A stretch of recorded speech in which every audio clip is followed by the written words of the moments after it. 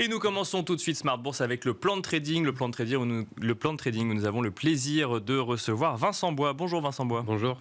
Vous êtes analyste technique chez IG. On va commencer avec vous par les grands rendez-vous de cette semaine. Une semaine finalement assez calme aujourd'hui. Enfin, aujourd'hui pour les marchés financiers. Les marchés américains sont fermés et assez peu de statistiques sont attendues. En revanche, on aura des résultats d'entreprise.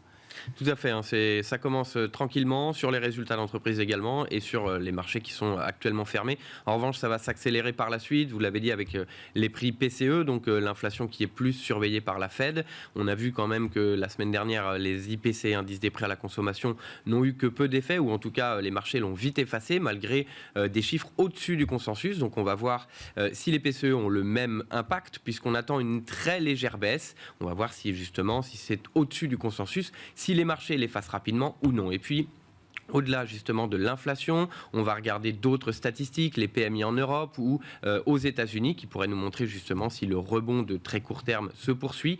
Et puis les résultats d'entreprise, notamment Nvidia, puisque Nvidia donc pourrait amener à une volatilité si les résultats et surtout les perspectives étaient décevantes. Alors, je reviens sur les indices. On va regarder le CAC 40 rapidement ensemble. Enfin, on va suivre un certain nombre d'indices ensemble. Mais si je reviens sur le CAC 40 qui a atteint un nouveau record la semaine dernière, un nouveau plus haut, 7387,29 points. Quand on fait de l'analyse technique et qu'on a un indice comme ça qui touche un nouveau record, qu'est-ce qu'on peut faire en analyse technique si ce n'est que d'attendre, de voir quelle sera la tendance qui va se dessiner sur l'indice? Alors, à la hausse, bien sûr, c'est vrai qu'au-delà des niveaux psychologiques ou d'aller chercher les extensions peut-être de Fibonacci, c'est un peu difficile de trouver des niveaux techniques. À la baisse, eh bien, il y a, sur le CAC, il y a les 7200 points, mais ici, pour valider justement d'aller au-delà d'un nouveau plus haut historique, ce serait le dépassement et un retour pour rebondir sur ce niveau. Voilà un peu ce qu'on regarde pour valider une tendance qui se poursuivrait au-delà du plus haut historique. Mais c'est vrai qu'on va naviguer à l'inconnu si le CAC, ou en tout cas si le prix du CAC ou le niveau du CAC est au-delà du plus haut historique, on navigue à l'inconnu pour le moment, surtout que les informations fondamentales ne disent pas tout à fait la même chose que l'évolution du prix.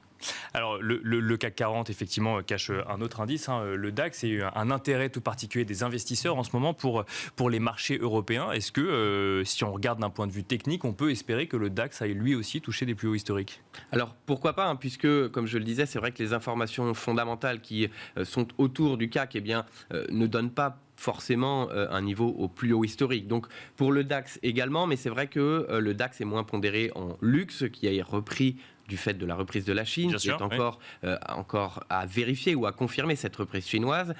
Sur le DAX, c'est beaucoup plus industriel, également un peu de technologie et donc un peu plus mis à mal. Mais il y a un achat important sur tous les marchés actuellement. On a quand même des vents contraires. On le voit aux États-Unis, la reprise technologique également. On voit les PMI tout de même qui étaient toujours en seuil de contraction, mais qui reprennent l'ascendant. Et donc, les marchés sont extrêmement optimistes, et donc on n'écarte pas un nouveau plus haut historique sur le DAX, même si cela paraît tout de même... On en est un peu plus loin aujourd'hui. Voilà, on en est un peu plus loin. On le voit sur le graphique ici, on a quand même un niveau proche des 15 800, qui est un niveau technique ou en tout cas un range important qui pourrait être testé. Cela paraît tout de même étonnant si on regarde simplement les informations économiques. Il y a quand même une guerre aux portes de l'Europe, il y a une inflation qui est au-delà des 8%, mais vu comment se comporte le CAC, eh bien on ne peut pas écarter en tout cas cette possibilité d'avoir une nouvelle accélération. Comme on n'arrive pas à l'expliquer sur le CAC 40, finalement on accepte l'idée qu'on ne pourrait pas l'expliquer sur le DAX, c'est ça que vous nous dites? Que les marchés en tout cas restent optimistes. Si on regarde simplement les informations fondamentales, il est tout de même déjà important d'avoir un retour en arrière pour essayer de valider et d'avoir un retour haussier qui est pertinent en tout cas, une respiration qui permettrait justement d'avoir un rebond sur des niveaux techniques et reprendre la hausse par la suite. La hausse que l'on voit ici depuis le début 2023 est plutôt sur le FOMO finalement. Les personnes qui ont loupé la hausse qui a commencé en octobre sont reparties au début de l'année.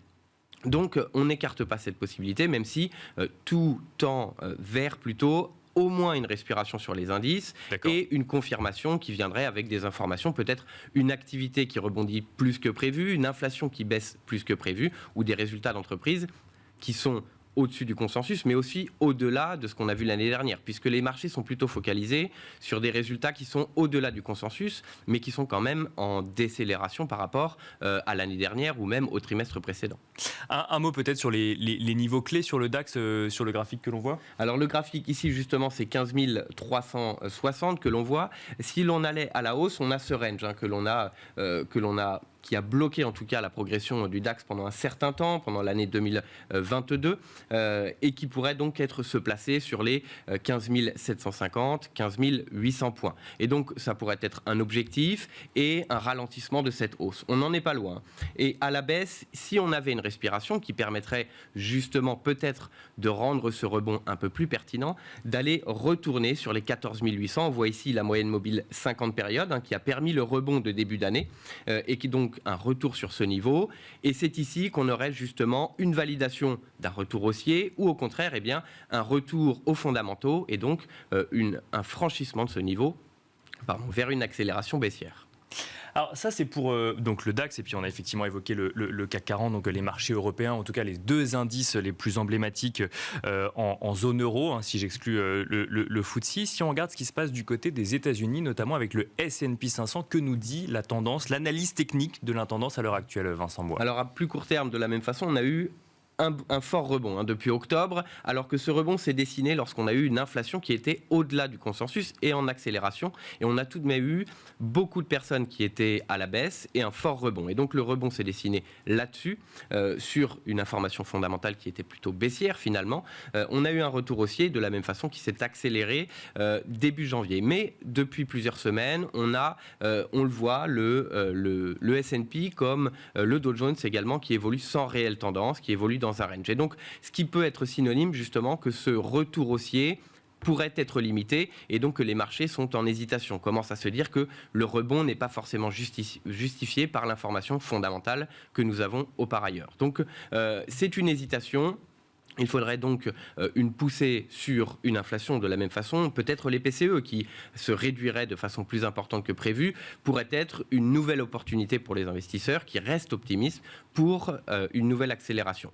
Au niveau technique, moyen terme, on a cassé les moyennes mobiles, on a cassé des niveaux importants, notamment la tendance ou la droite de tendance qui bloquait depuis le début du bear market, depuis le début de ce marché baissier, qui est plutôt positif. Mais à plus court terme, on le voit, c'est une hésitation. On a les 4200 points qui ont été testés récemment, mais lorsqu'on voit une baisse, l'ouverture en baisse, on l'a vu à plusieurs reprises, les 4050 points, 4080 points sont rachetés automatiquement. Et donc, un retour sous ces 4050 pourrait permettre une accélération baissière, de retrouver de la même façon une corrélation avec les fondamentaux et d'aller chercher les 3900 points. Techniquement, quel niveau faudrait-il atteindre pour valider une tendance haussière ou un retour à une tendance haussière sur le S&P 500 ? Alors ici, dépasser les 4200 que l'on voit, en tout cas qui ont été testés à plusieurs reprises, qui est un niveau important, pourrait être justement synonyme en journalier de valider la tendance haussière. Les 4200 points pour moi, mais au niveau technique, cela pourrait valider une poursuite de la hausse, mais de la même façon, les informations fondamentales, les résultats des entreprises, l'évolution de l'inflation, le resserrement de la politique monétaire, toutes ces informations ne sont pas pour une poursuite de la hausse. Donc, cette hésitation que nous avons actuellement pourrait amener justement à un retour baissier, une première respiration, voire un retour baissier, parce que les risques sont toujours présents. Ça, c'était pour le S&P 500, ce qui nous amène effectivement à parler du contexte un peu plus global aux États-Unis. Et si on fait le lien entre l'Europe et les États-Unis avec la parité euro-dollar, qu'est-ce qu'on identifie, pareil, d'un point de vue technique, Vincent Bois ? Alors, de la même façon, on est venu sur le seuil des 1,1, on est revenu à la baisse. Les 1,08 est un niveau important. Il met en échec à plus court terme actuellement la paire de devises.